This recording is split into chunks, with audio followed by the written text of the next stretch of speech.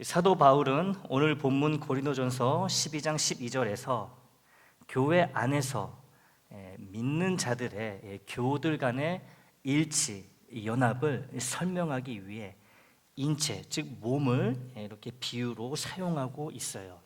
몸은 하나인데 많은 지체가 있고, 몸통을 보십시오. 하나잖아요. 그런데 손가락, 발가락, 눈, 코, 여러 가지 사지가 있고, 몸의 지체가 많으나 한 몸인가 같이 하나의 몸이잖아요. 다 이런 지체들이 모여서 하나의 몸을 이루고 있잖아요. 그리스도도 그러하니라. 그리스도의 몸도 그러하다라는 거예요.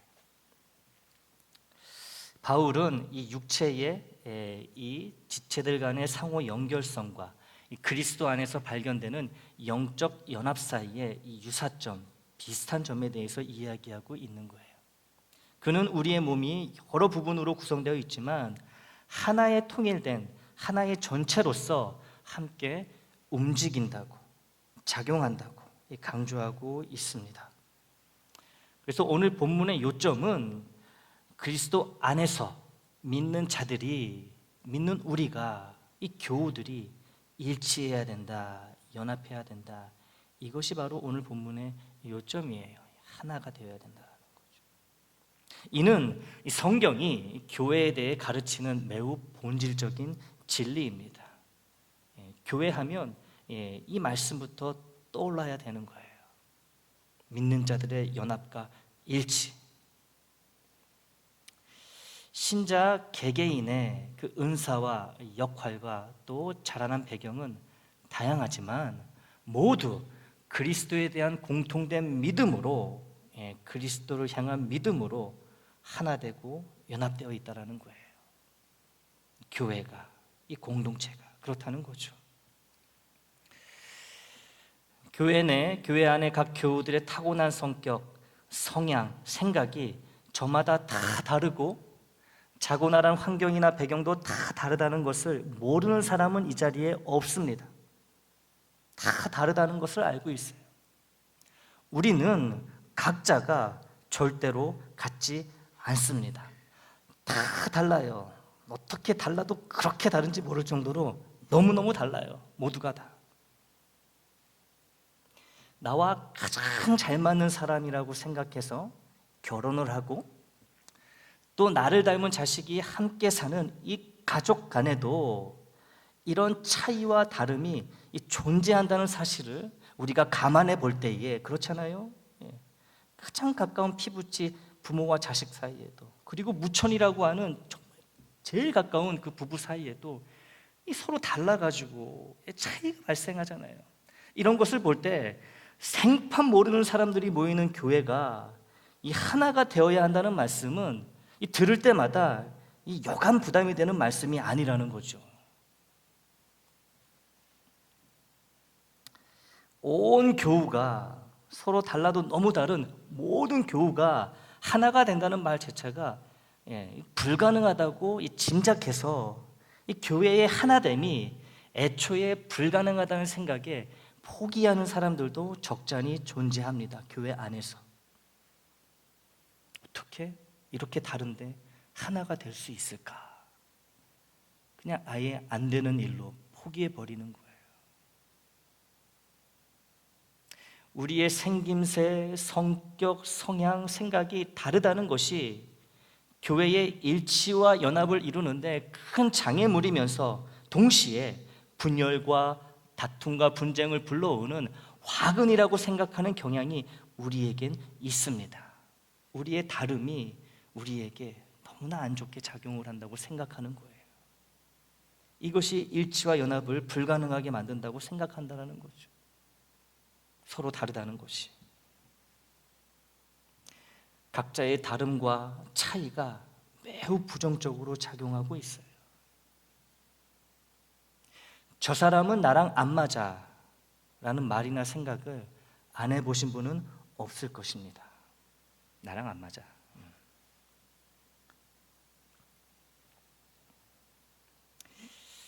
저 사람은 나랑 안 맞아 라고 말할 때 저 사람과 내가 이렇고 저렇게 다르지만 그럼에도 마음을 맞추어 나가는 노력을 해야겠다, 이런 생각을 가지고 이런 의도로 말하는 경우는 거의 없습니다. 나랑 안 맞아 라고 말할 때 그 말의 의도에는 나는 맞는데 저 사람은 틀렸다는 나의 의가 이 밑바닥에 깔려 있다는 거예요.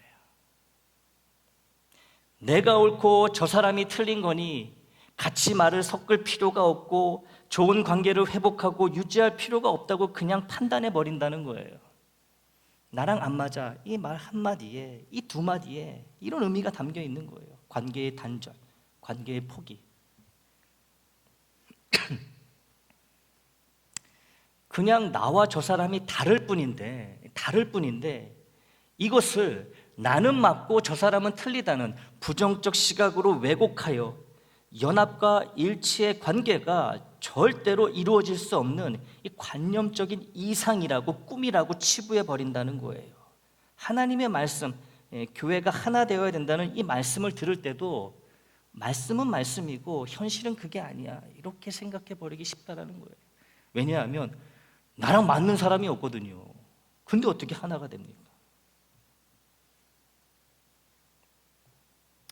이런 부정적, 왜곡적 생각 때문에 이 교회의 연합과 일치는 하나님의 말씀에도 불구하고 현실적으로는 불가능하다고 미리 결론 내려놓고 연합과 일치를 아예 신경 쓰지 않는 사태가 교회 내에서 발생하기 쉽다는 거예요.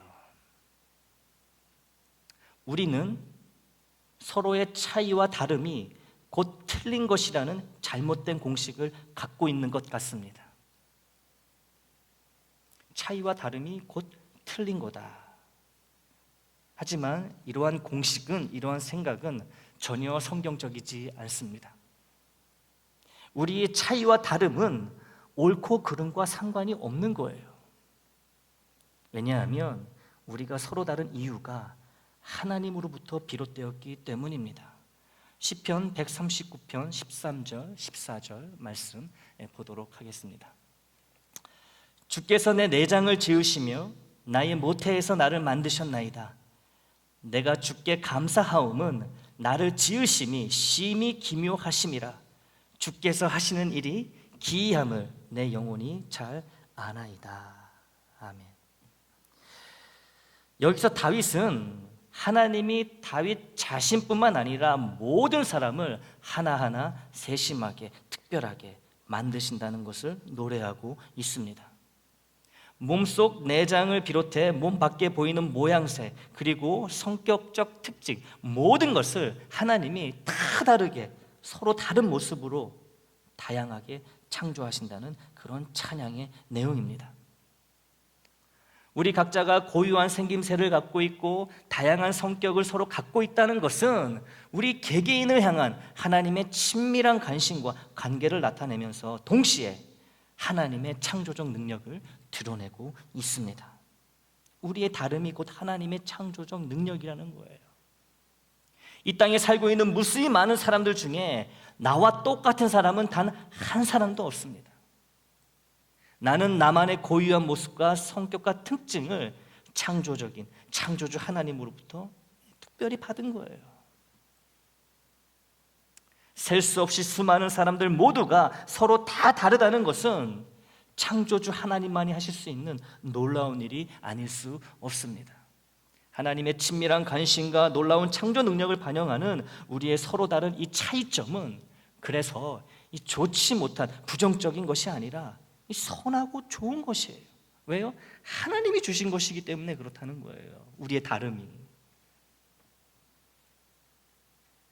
그러므로 이제는 서로의 다름과 차이를 부정적으로 바라보는 그런 습성에서 벗어나야 합니다. 나와 다른 모습과 생각과 성향의 교우를 볼 때마다 나는 맞고 저 교우는 틀렸다고 고개를 돌리는 것이 아니라 하나님의 놀라운 창조 솜씨에 감탄해야 되는 거예요. 나와 다르다는 이유로 누군가를 틀렸다고, 악하다고 정죄한다면 이는 하나님의 창조 섭리를 악하다고 정죄하는 것과 똑같은 범죄가 되는 것입니다.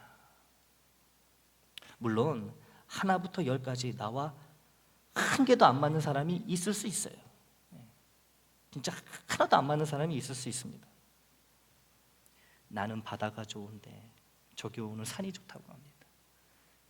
난 고기가 먹고 싶은데 저 교우는 쌀국수를 먹자고 해요. 난 여름이 좋은데 저 교우는 겨울이 좋다고 합니다. 나는 비행기 타고 가는 여행이 좋은데 저 교우는 자동차 운전해서 가는 여행이 좋다고 해요. 어느 하나 맞는 부분이 없는 거예요. 그렇다고 저 교우가 틀린 걸까요? 아니면 내가 틀린 걸까요? 이런 차이는, 이런 다름은 어디까지나 이 성향의 차이일 뿐이지 이 맞고 틀리다는 이 가치 판단의 문제가 아니라는 거예요. 우리가 이걸 깨달아야 돼요. 성향, 성격, 기호, 심지어 생각의 방식이 크게 다르더라도 내가 옳고 당신은 틀렸다며 다툴 이유가 전혀 없다는 거예요. 아니 그 사람은 그렇게 타고난 걸 어떡합니까? 그 사람 잘못이에요? 하나님이 그렇게 만드신 거예요. 또 그 사람은 나를 볼 때 또 답답한 거예요. 잘못이 아니라는 거죠. 답답해할 필요도 없고 인정하면 되는 거예요. 그렇게 타고난 걸 어떡합니까? 하나님이 그렇게 만드신 거를. 이런 걸로, 이런 차이와 다름으로 싸울 필요가 없다라는 거예요. 정죄할 필요도 없는 거고요.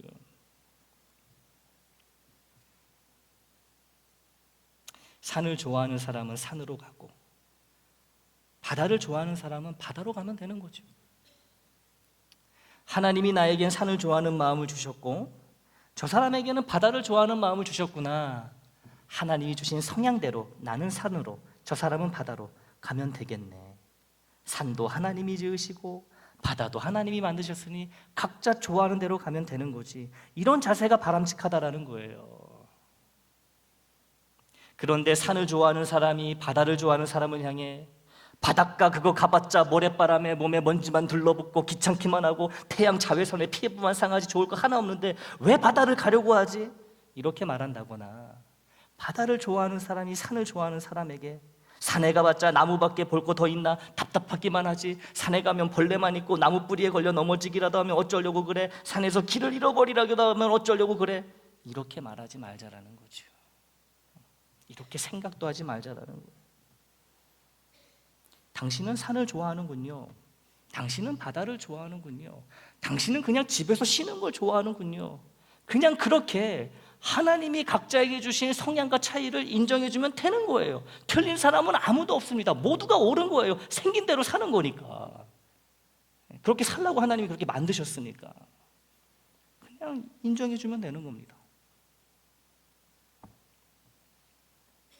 하지만 서로의 다름, 서로의 차이가 항상 이런 식으로 깔끔하게 정리되는 것은 아니에요. 특히 교회에서는 더욱 그렇습니다. 왜냐? 교회는 함께 해야 하는, 함께 움직이는 이 공동체이기 때문에 그래요. 야외 예배를 예로 들어보겠습니다. 제일 먼저 야외 예배 장소를 결정해야 되겠죠. 대부분의 교우들이 공원을 생각할 것입니다. 그런데 교우들마다 선호하는 공원이, 좋아하는 공원이 다른 거예요. 어느 교우들은 플러튼에 있는 공원을 추천하고 또 다른 교우들은 애나하임 근처에 있는 공원을 추천합니다. 또 어느 교우들은 이왕 밖에 나가서 예배드리는 거 얼바인 쪽에 있는 공원으로 가자고도 합니다. 이 성향에 따라 이 선호하는 공원이 다르기 때문에 그런 거지요. 그리고 본인들 생각에 가장 좋은 곳에서 예배를 드리고 싶어하는 좋은 마음으로 각자가 마음에 드는 공원을 추천을 하는 거예요. 문제는 그렇다고 각자 원하는 공원에 가서 따로 예배를 드리라고 할 수 없다는 것입니다. 이게 공동체가 가지고 있는 문제 중에 문제라면 문제예요. 같은 곳에서 함께 예배를 드려야 그것이 교회 공동체 아니겠습니까? 일부는 플러튼 공원에서, 일부는 애나하임 공원에서, 일부는 저 멀리 얼바인 공원에서 각각 야외 예배를 드린다면 그 공동체는 하나의 공동체, 하나의 교회라고 할 수 없는 거예요. 하나의 공원을 결정해서 모두가 그곳에 모여 예배를 드려야 하는 것이지요. 내가 추천한 공원이 아니라 다른 공원이 결정되었을 때 기분이 상할 수 있어요.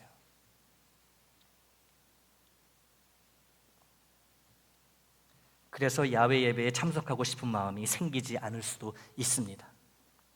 야외 예배 준비에 소극적이거나 비협조적으로 나올 수도 있어요. 뒷짐지고 가만히 있는 거예요. 어디 그 공원 가서 예배 잘 드리나 보자. 내 의견이, 내 생각이 무시받았다는 이 상처가 그렇게 드러난다는 거예요. 하지만 이것은 옳고 그름의 문제가 아니라 보다 나은 것이 무엇인가에 대한 문제라는 거죠. 내가 가고자 하는 공원으로 가지 않는다 해서 내 의견이 틀렸다는 게 아니에요. 더 나은 공원이 있으니까 당연히 더 나은 곳으로 가는 것이죠. 상처받거나 화나거나 삐질 문제가 아니라는 거예요. 내 의견이 받아들여지지 않는다고 해서 내가 틀렸다는 것이 아니라는 거지요. 기분 나빠하거나 상처받을 일이 아니라는 거예요.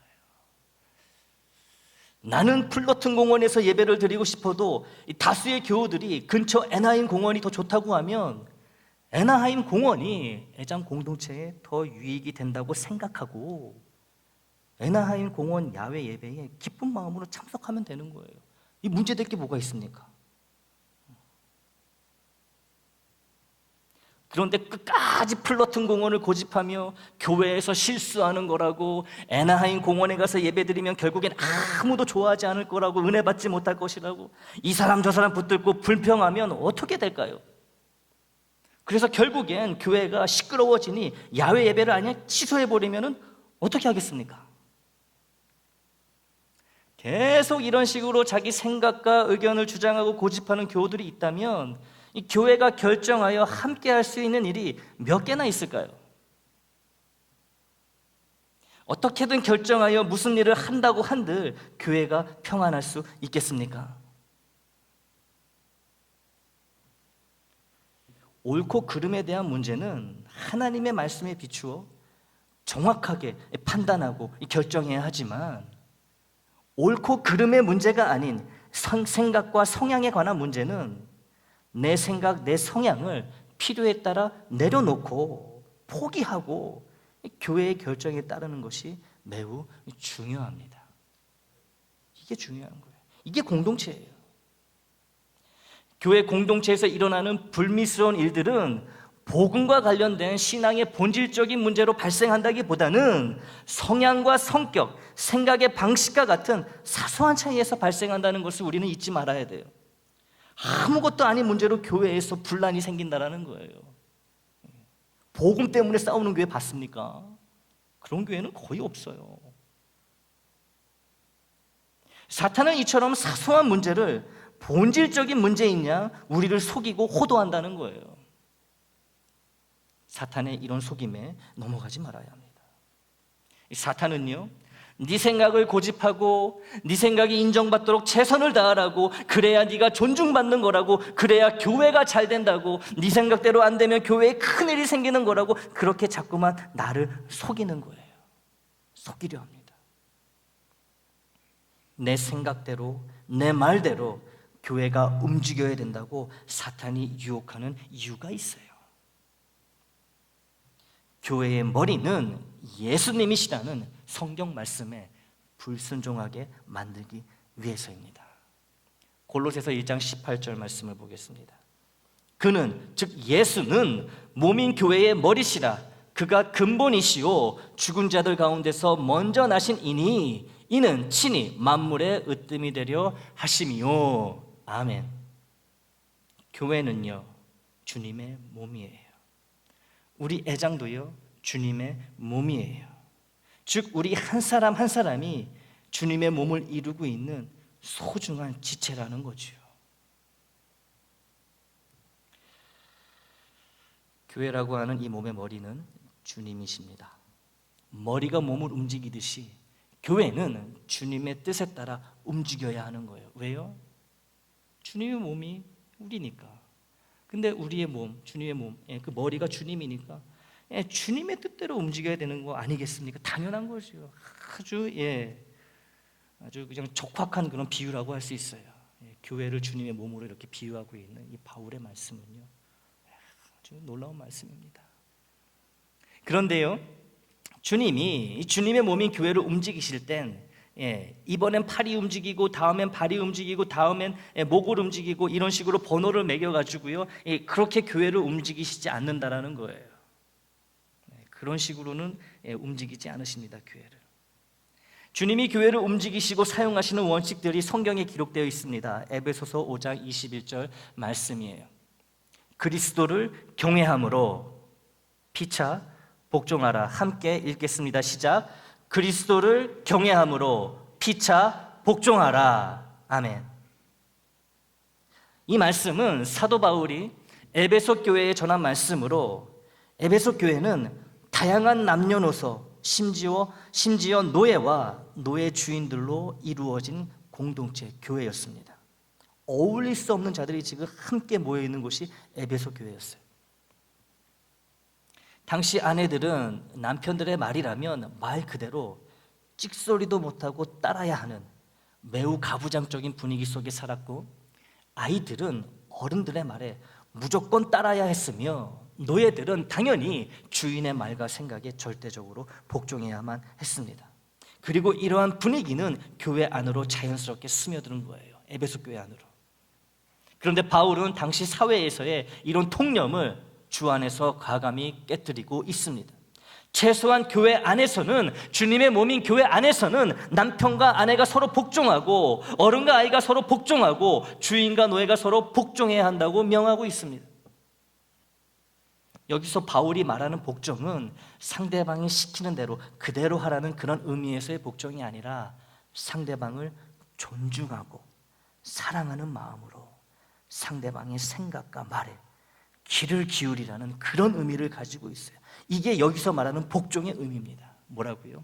상대방을, 상대가 누가 됐던 간에, 어린아이든 노예든 남편이든 아내든 존중하고 사랑하는 마음으로 상대방의 생각과 말에 겸손하게 귀를 기울이라. 이것이 복종의 의미이고, 이것이 바로 주님이 교회를 움직이는 원칙이고 방식이 된다는 거예요. 상대방을 존중하고 사랑으로 대하기 위해 우리 모두에게 공통적으로 필요한 덕목은 바로 겸손입니다. 빌립보서 2장 3절입니다.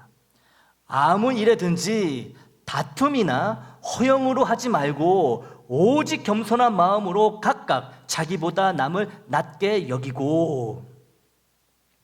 이 말씀에 의하면 교회 생활에 필요한 겸손은 다른 교우가 나보다 낫다는 생각, 잘났다는 생각을 일부러 의도적으로 그렇게 할 때 가능합니다. 그래야 누구의 말이든 존중하며 귀 기울여 들을 수 있기 때문이에요. 이런 겸손함이 필요하다는 거죠. 이렇게 의도적인 겸손을 달리 표현한 것이 바로 에베소서 5장 21절에 나오는 피차 복종하라는 의미입니다. 이 말씀이에요.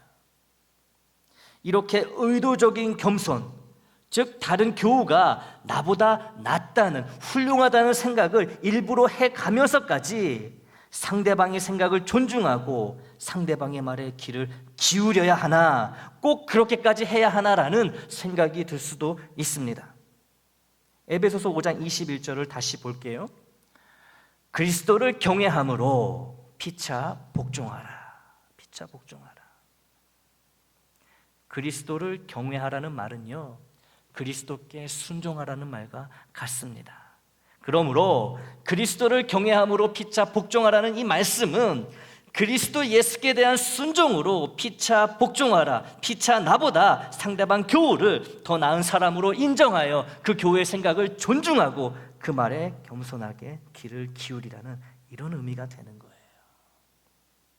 이럴 때 주님께 순종하게 된다는 거죠.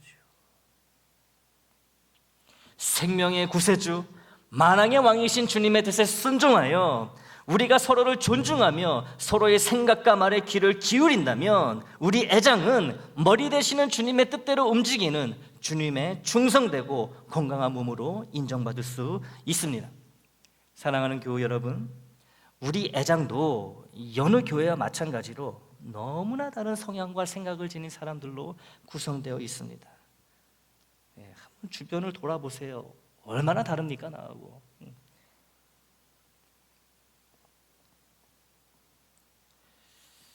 교우 한 사람 한 사람을 생각해 본다면 우리가 서로 얼마나 다른 사람들인지를 어렵지 않게 알 수 있어요.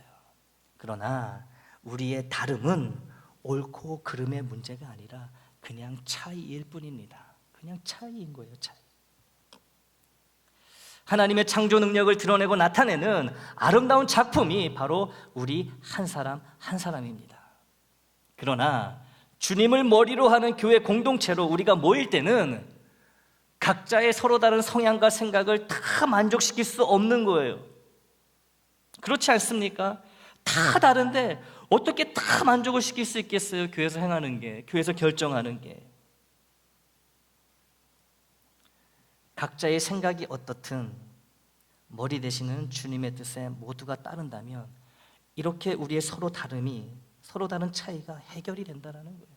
공동체는 나의 생각, 나의 성향, 나의 뜻을 만족시키는 곳이 아니라 주님의 생각과 뜻을 만족시키는 곳이 공동체라는 것을 우리가 잊으면 안 되는 거예요. 때로는 내 생각과 다른 주님의 뜻이 교회에 주어질 수 있습니다. 그렇더라도 주님의 뜻이면 말없이 따라야 하는 거예요. 그게 정상입니다.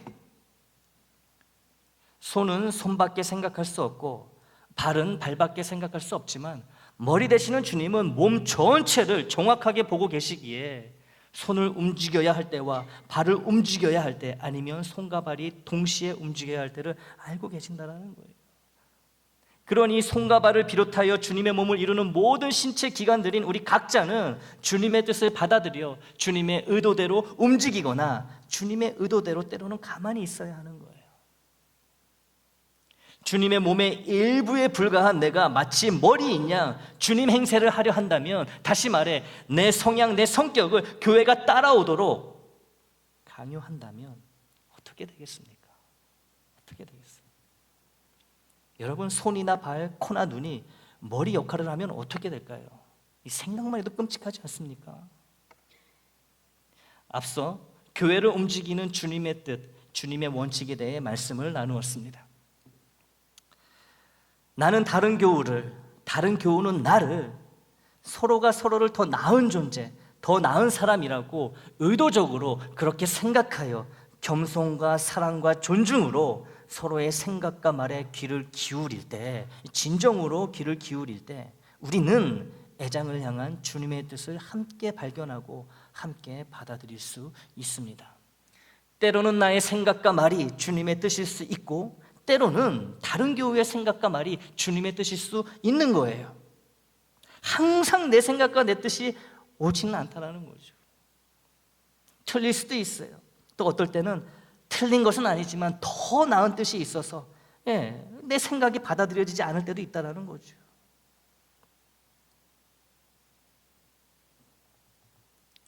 중요한 것은 어떤 경우가 되었든지 간에 우리가 서로의 생각과 말에 귀를 기울이며 서로를 존중함으로써 주님의 뜻에 함께 한 마음으로 순종해야 한다는 것입니다. 그것이 주악이에요. 주님과 하나 되는 것입니다.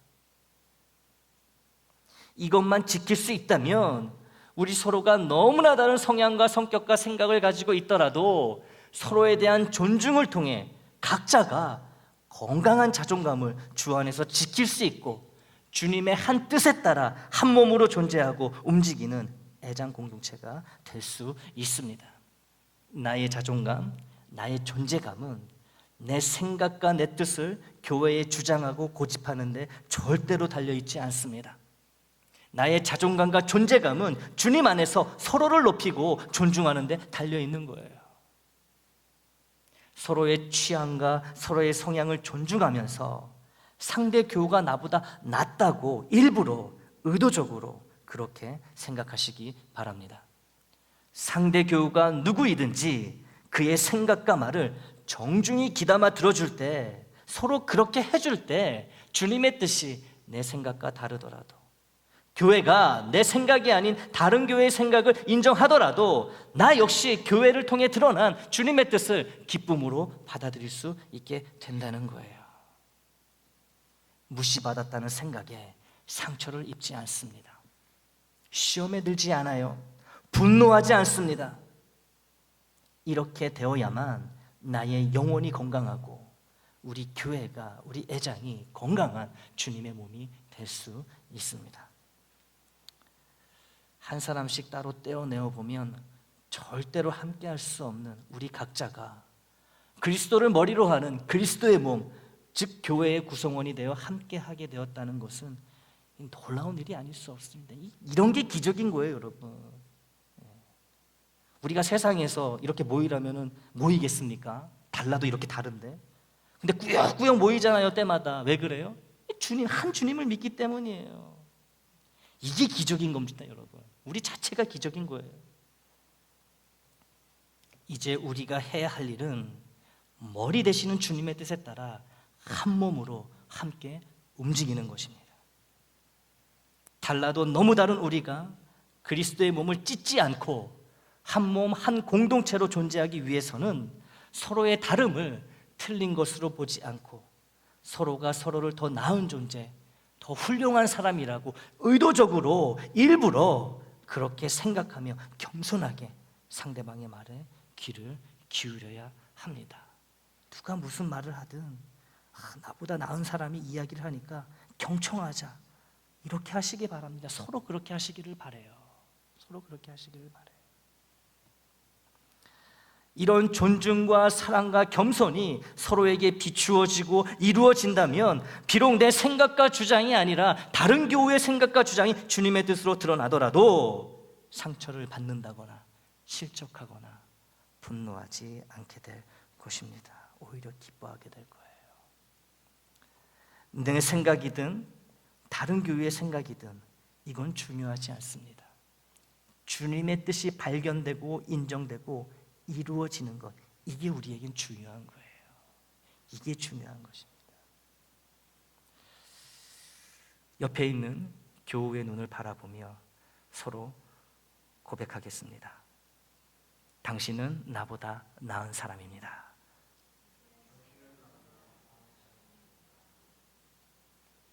좀 눈을 사랑스러운 눈으로 좀 보시면서 왜 이렇게 쑥스러워들 하세요.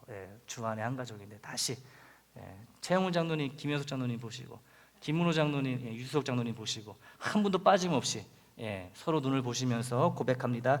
당신은 나보다 나은 사람입니다. 기도하겠습니다. 하나님